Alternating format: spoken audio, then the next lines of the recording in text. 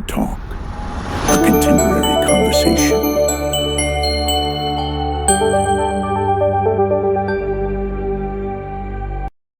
നമസ്കാരം, ദ ടോക്കിലേക്ക് സ്വാഗതം. ഇതിനു മുമ്പ് ഇന്ത്യൻ ഭരണഘടനയെക്കുറിച്ച് ചില വീഡിയോകൾ ഞാൻ ചെയ്തിട്ടുണ്ടായിരുന്നു. വ്യക്തിപരമായിട്ടുള്ള പല തിരക്കുകൾ കാരണം അതിനൊരു തുടർച്ച ഉണ്ടായില്ല. എന്നാൽ ഇപ്പോൾ ഭരണഘടനയെക്കുറിച്ച് അറിയാനും പഠിക്കാനും താല്പര്യമുള്ള കുറേ പേർ ഈ അന്ന് തുടങ്ങി വെച്ച ഉദ്യമം നിർത്തരുതെന്ന് ഒരുപാട് തവണയായിട്ട് ആവശ്യപ്പെടുന്നുണ്ട്. അതിൻ്റെയൊക്കെ അടിസ്ഥാനത്തിലാണ് അന്ന് നിർത്തിവെച്ചത് വീണ്ടും തുടങ്ങുന്നത്. നിങ്ങളുടെ എല്ലാവരുടെയും സ്നേഹ സഹകരണം പ്രതീക്ഷിക്കുന്നു. ഭരണഘടനയെക്കുറിച്ച് വിശദമായിട്ട് പഠിക്കാൻ തയ്യാറായിട്ടുള്ള ഒരാൾക്ക് അതേപ്പറ്റിയുള്ള പുസ്തകങ്ങളും ഓൺലൈൻ കണ്ടന്റുകളും വീഡിയോകളൊക്കെ ഇന്ന് ലഭ്യമാണ്. എന്നാലും ഭരണഘടനയുടെ ചരിത്രം, ഭരണഘടന നിലവിൽ വരാനുണ്ടായിട്ടുള്ള രാഷ്ട്രീയ സാഹചര്യങ്ങൾ, അതുമായി ബന്ധപ്പെട്ട് ഭരണഘടനാ രൂപീകരണ കമ്മിറ്റി നടത്തിയ ചർച്ചകൾ, പിന്നീട് അവിടുന്ന് ഇങ്ങോട്ട് വന്ന കോടതി വിധികൾ, ഇവയൊക്കെ ഉൾപ്പെടുത്തിയിട്ട് മലയാളത്തിൽ വിശദമായിട്ടുള്ള ഒരു വീഡിയോ പരമ്പര, ഒരു യൂട്യൂബ് പരമ്പര ഉണ്ടോ എന്ന് സംശയമാണ്. എന്തായാലും എൻ്റെ ശ്രദ്ധയിൽപ്പെട്ടിട്ടില്ല.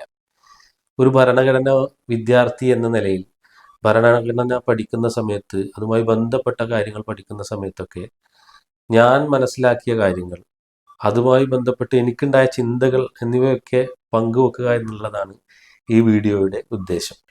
ഞാനൊരു അഭിഭാഷകനാണ്. അതിൽ കവിഞ്ഞ് ഒരു ഭരണഘടനാ വിശാരദനാണെന്നോ പണ്ഡിതനാണെന്നോ ഉള്ള അവകാശവാദമൊന്നും എനിക്കില്ല. മനുഷ്യരുടെയൊക്കെ അറ്റൻഷൻ സ്പാൻ വളരെ കുറഞ്ഞ ഒരു കാലഘട്ടമാണല്ലോ ഇപ്പോൾ. 30 സെക്കൻഡിൻ്റെ 60 സെക്കൻഡിൻ്റെ ഒക്കെ യൂട്യൂബ് റീലിൻ്റെ ഒക്കെ ഒരു കാലമാണ്. അപ്പോൾ ഇത്തരത്തിൽ ദീർഘമായിട്ടുള്ളൊരു വീഡിയോ ഒരുപക്ഷെ കാണുന്ന ആളുകളൊക്കെ കുറവായിരിക്കും.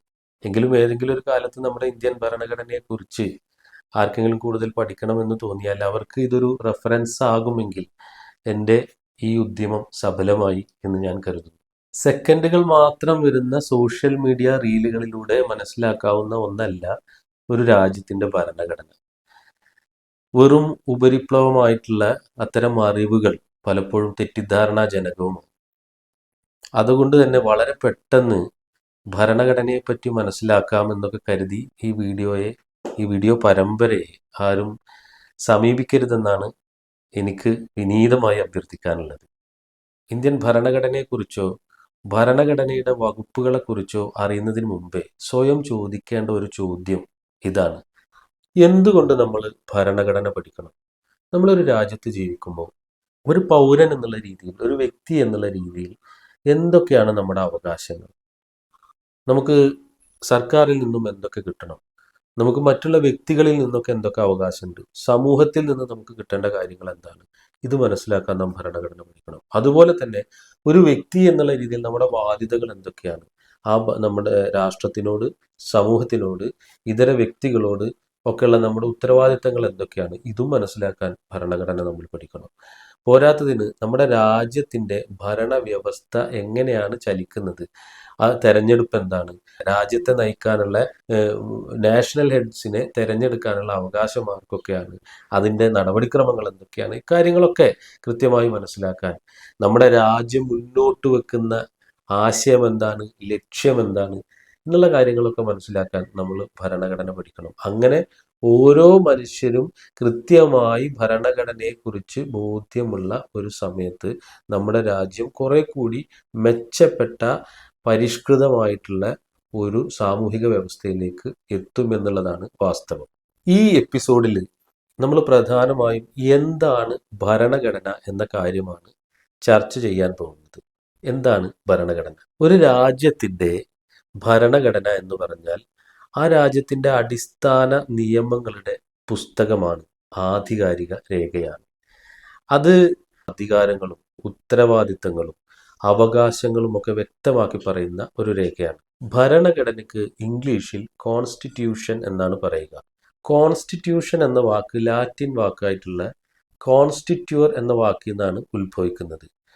ഈ കോൺസ്റ്റിറ്റ്യൂർ എന്ന വാക്കിൻ്റെ അർത്ഥം സ്ഥാപിക്കുക അല്ലെങ്കിൽ നിർമ്മിക്കുക എന്നൊക്കെയാണ്.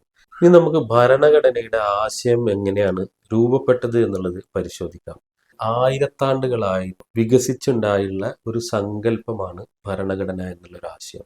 ആധുനിക ഭരണഘടനകളെ വെച്ച് താരതമ്യം ചെയ്യുമ്പോൾ ഭരണഘടന എന്ന് പറയാൻ പറ്റില്ലെങ്കിലും ലോകത്തിലെ ആദ്യത്തെ എഴുതപ്പെട്ട ഭരണഘടന അല്ലെങ്കിൽ ഒരു നിയമസംഹിത ഉണ്ടാകുന്നത് ഇന്നത്തെ ഇറാഖിലെ ബാബിലോണിയയിലാണ്.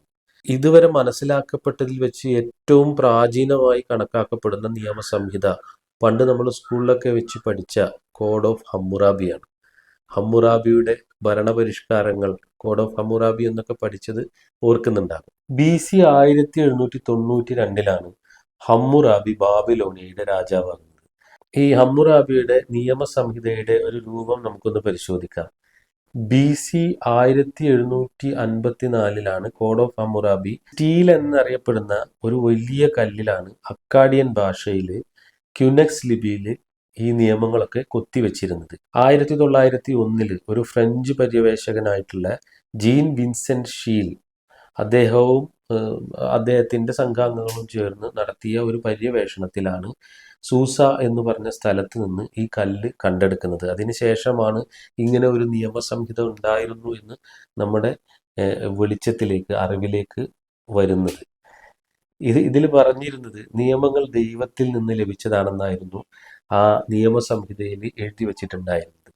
അതുകൊണ്ടൊക്കെ തന്നെ നിയമങ്ങൾ തകർക്കുന്നത് ദൈവത്തിന്റെ നിയമങ്ങൾ തകർക്കുന്നതിന് സമാനമാണെന്നും അതിൽ എഴുതി വച്ചിട്ടുണ്ടായിരുന്നു.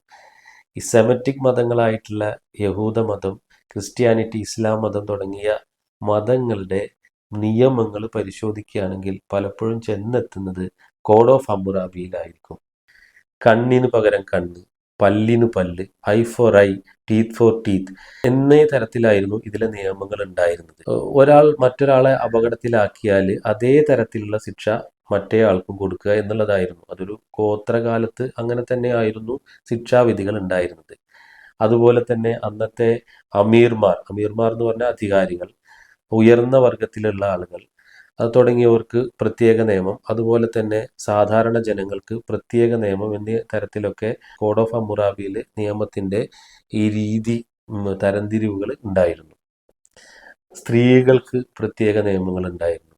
പക്ഷെ അവർക്ക് പുരുഷന്മാരെക്കാൾ കുറഞ്ഞ അവകാശങ്ങളെ ഉണ്ടായിരുന്നുള്ളൂ. ശിക്ഷകൾ പഴയകാല ഗോത്രകാലത്തിൽ ഉണ്ടായിരുന്നതൊക്കെ രൂപപ്പെടുന്നത് അവിടുന്നാണ്. കൊലപാതകത്തിന് മരണശിക്ഷയായിരുന്നു നൽകിയിരുന്നത്. നമ്മൾ ഇത്രയും സിവിലൈസ്ഡ് ആയി എന്ന് പറയുമ്പോഴും ഇപ്പോഴും പല രാജ്യങ്ങളും, അമേരിക്ക അടക്കം വരുന്ന രാജ്യങ്ങളും മരണശിക്ഷ ഇപ്പോഴും കൊടുക്കുന്നുണ്ട് എന്നുള്ളത് നമ്മളെ സമൂഹത്തിന് ഇപ്പോഴും ഗോത്രകാലത്തിന്റെ സ്വഭാവം തന്നെ പല കാര്യത്തിലും ഉണ്ട് എന്നുള്ളതിന് തെളിവാണ്. ഹമ്മുറാബിയുടെ നിയമസംഹിത എന്ന് പറയുന്നത് മനുഷ്യ പരിണാമത്തിന്റെ, മനുഷ്യ സമൂഹത്തിന്റെ വികാസത്തിന്റെ ഒക്കെ ഒരു മൈൽ സ്റ്റോൺ ആയിട്ടാണ് കണക്കാക്കപ്പെടുന്നത്. ഭരണകൂടം നിയമങ്ങൾ ഉണ്ടാക്കി, ഡോക്യുമെന്റുകൾ ഉണ്ടാക്കി ജനങ്ങളുടെ മേൽ അധികാരം സ്ഥാപിക്കുന്നതിന്റെ ഒരു പ്രാചീന ശ്രമം എന്നുള്ള രീതിയിലാണ് ഹമ്മുറാബിയുടെ കോഡിനെ കാണേണ്ടത്. ഇന്നത്തെ ഭരണഘടനയുമായി കമ്പയർ ചെയ്യുമ്പോൾ, പരിഷ്കൃത രാജ്യങ്ങളുടെ ഭരണഘടനകളുമായി കമ്പയർ ചെയ്യുമ്പോൾ ഒരിക്കലും ഒരു ആധുനിക ഭരണഘടനയുടെ യാതൊരു തരത്തിലുള്ള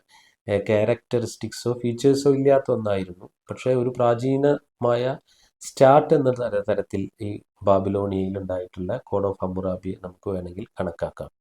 അതിനുശേഷം ഉണ്ടായിട്ടുള്ള ഗ്രീക്കിലും റോമിലും നമ്മുടെ ഇന്ത്യയിലും പിന്നീട് മാഗ്ന കാർട്ടയും അങ്ങനെ ഒരുപാട് സാമൂഹിക വികാസങ്ങൾ, ഭരണഘടന എന്ന ആശയത്തിന്റെ വികാസങ്ങൾ ഉണ്ടായിട്ടുണ്ട്. ഇത്തരം കാര്യങ്ങൾ നമ്മൾ അടുത്ത വീഡിയോയിൽ ചർച്ച ചെയ്യാം. ഈ വീഡിയോയുമായി ബന്ധപ്പെട്ട കാര്യങ്ങളുടെ നിങ്ങളുടെ അഭിപ്രായങ്ങളും കമന്റുകളും വിമർശനങ്ങളും ഒന്നും പറയാൻ മടിക്കരുത്. താഴെ കമന്റ് ചെയ്യണം. കൂടുതൽ വീഡിയോക്കായിട്ട് ഈ ചാനൽ സബ്സ്ക്രൈബ് ചെയ്യണം. നിങ്ങൾക്ക് വീഡിയോ ഇഷ്ടപ്പെട്ടെങ്കിൽ നിങ്ങൾ ഷെയർ ചെയ്യണം, ആളുകളിലേക്ക് എത്തിക്കണം. അപ്പോൾ അടുത്ത വീഡിയോയുമായിട്ട് വീണ്ടും കാണാം. നന്ദി, നമസ്കാരം.